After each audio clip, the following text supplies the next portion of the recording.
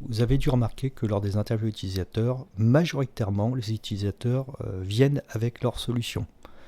Il me faut un export Excel, il me faut un bouton ici qui fera ça, il me faut tel schéma ou tel feature qui va faire ceci ou cela. Mais alors, notre métier, nous, c'est de trouver les meilleures solutions par rapport à une problématique utilisateur, et souvent, les utilisateurs ne sont pas les meilleurs pour pouvoir proposer les meilleures solutions, parce qu'ils sont habitués à quelque chose, donc qu'est-ce qu'ils vont faire? Ils vont reproduire des schémas. L'export Excel, pour moi, c'est l'exemple par défaut le plus intéressant, parce que qu'est-ce que c'est un export Excel? C'est j'arrive pas à faire quelque chose dans votre produit, donc mettez-le moi sous Excel, je vais bricoler. Alors que justement Excel, c'est juste fait pour c'est une grosse calculatrice, on va dire, mais pour plein de choses, c'est pas fait pour ce que veulent les utilisateurs, mais comme ils sont habitués à bricoler avec Excel, ils vont vous demander un export Excel, alors que vous pourriez faire 10 fois mieux dans votre produit, et en plus ça éviterait je fais un export Excel, je l'importe sous Excel, je rajoute mes formules sous Excel pour faire des trucs, j'en exprime quelque chose, et je rapporte ces résultats-là peut-être en termes de feedback dans mon produit. Donc pour moi, c'est l'exemple criant. Dès qu'on vous demande des exports Excel, c'est qu'il y a un truc souvent qui ne va pas. Le seul cas où un export Excel est valable, c'est quand on veut faire, et encore, de l'export pour le réinjecter dans un autre produit. Et encore, il y a d'autres façons de faire, par exemple par les API, par d'autres systèmes, pour pouvoir automatiser tout ça.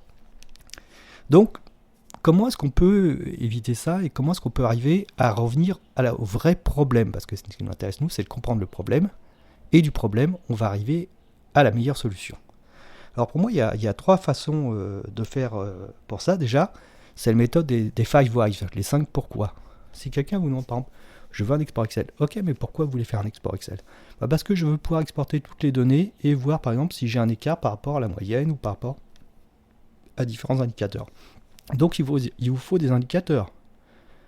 Oui, pourquoi il vous faut des indicateurs? Donc là, deuxième pourquoi, il me faut des indicateurs parce que j'ai vu qu'actuellement je dépense beaucoup d'argent dans telle partie du métier. Et au fur et à mesure des pourquoi, vous allez arriver au vrai problème.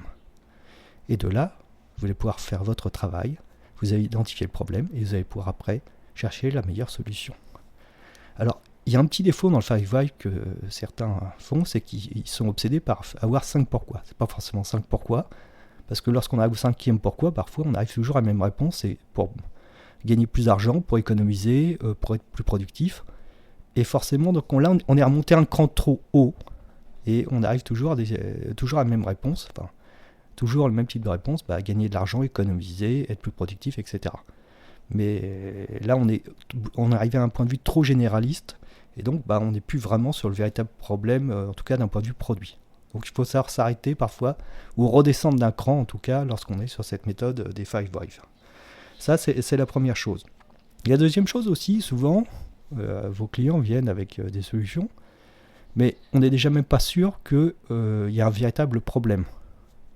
Alors, une des méthodes pour ça, c'est tout simplement de leur demander, mais puisqu'il y a un problème, ils viennent avec une solution, mais qui n'est pas optimale, ou une solution qu'ils désirent, c'est qu'est-ce que vous faites actuellement comme alternative pour résoudre ce problème, même si on n'a pas encore bien identifié le problème. Si le client vous dit de toute façon en ce moment j'ai pas le temps donc je le fais pas, c'est que ça n'a pas de valeur. S'il y a un véritable problème, s'il y a une véritable douleur, le client va vous expliquer toutes les alternatives qu'il a essayées et comment est-ce qu'il fait actuellement pour pouvoir le résoudre. Et parfois ça peut être je prends les données, je les traite à la main, ça me prend 5 heures par semaine et c'est insupportable. Ou il y a ils vont vous donner les solutions qu'ils ont utilisées, les alternatives. Et plus l'alternative coûte en termes de temps, d'énergie, d'erreurs humaines, etc., plus il y a une valeur derrière, parce que vous allez pouvoir trouver une solution qui permet d'automatiser un maximum tout ça. Donc ça, c'est la deuxième chose. Il faut savoir véritablement quelle est vraiment la valeur de ce problème. Troisième chose, il faut éviter la projection dans l'avenir, parce que dans l'avenir, on est dans le fantasme. Je fais un exemple très clair. Moi, si j'ai acheté une guitare, je pensais que j'allais être bon à la guitare. Je suis très mauvais. Je suis même catastrophique. C'est un peu ça, les gens fantasment. Et il y a un peu le fantasme, surtout je pense chez les publics techniciens, de l'outil. L'outil va sauver le monde, va faire que ça fonctionne. Non, c'est vraiment qu'est-ce que les gens veulent. Et quand on est sur l'avenir, il y a tendance un peu à fantasmer sur ce que les gens vont faire, alors qu'ils le feront peut-être jamais. Vous voyez bien, vous achetez des trucs, par exemple une guitare, et vous en jouez jamais. Donc ce qu'il faut, c'est s'intéresser vraiment sur les faits, sur le fait. le factuel. Le factuel, c'est le présent. C'est pour ça que je parlais des alternatives. C'est qu'est-ce que vous faites actuellement pour résoudre ce problème. Quelqu'un, par exemple, je vais reprendre encore une anecdote un peu basique, mais on voit bien, il y a des gens qui apprennent la batterie juste avec 3 casseroles et qui sont excellents. Il y en a qui ont de l'argent, qui achètent une batterie, qui ne jouent jamais. C'est un peu ça. C'est quel effort vous avez mis pour pouvoir régler ce problème. Et la troisième chose pour moi aussi, c'est comment arriver un peu à vraiment comprendre le vrai besoin, parce que parfois on peut remonter jusqu'au problème, mais on a quand même besoin d'éléments métiers, et on sent bien que lorsqu'on veut avoir ça, ça retombe toujours dans le logiciel, il suffit de mettre un bouton, il suffit de mettre un formulaire. Donc, et là, ils retombent dans leur travers de je vous apporte la solution, mais qui n'est pas forcément la bonne solution. Donc, moi, il y a une méthode que je trouve assez sympa, c'est de dire aux personnes, on va oublier le logiciel, imaginez, vous avez simplement un feutre, un stylo, vous avez des fiches Bristol et vous devez utiliser que ça pour pouvoir faire votre process avec les différents acteurs avec qui vous allez échanger, vous allez pouvoir résoudre le process. Donc là, ça oblige justement vos utilisateurs à plus penser solutions, formulaires, boutons, export Excel, etc. Mais à se concentrer sur l'information, quelle information et comment elle passe d'un acteur à un autre selon quelles règles métier. Par exemple, un exemple très simple, je veux faire commander en ligne. Eh bien, en tant que client, je dois noter la liste des articles et pour chaque article, la quantité que je souhaite recevoir. Je dois indiquer l'adresse sur laquelle je veux être livré. Et par exemple, si ce sont des choses, par exemple, imaginons, vous voulez vous faire livrer quelque chose d'un peu volumineux, je peux même ajouter un intervalle de date sur lequel j'aimerais être livré parce que j'ai absolument besoin d'être chez moi. On ne peut pas déposer ça juste devant ma porte parce que, par exemple, ce sont des choses très grosses, par exemple. Et voilà, si j'ai la liste des articles, les quantités, l'adresse qui est remplie et optionnellement, par exemple, un intervalle de date, je peux transmettre maintenant au e-commerçant cette fiche Bristol.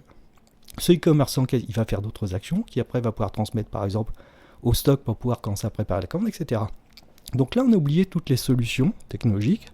On est purement sur ce qu'est un logiciel. Un logiciel, c'est de l'information qui transite selon des règles métiers. C'est tout, c'est un ensemble de scénarios, c'est tout.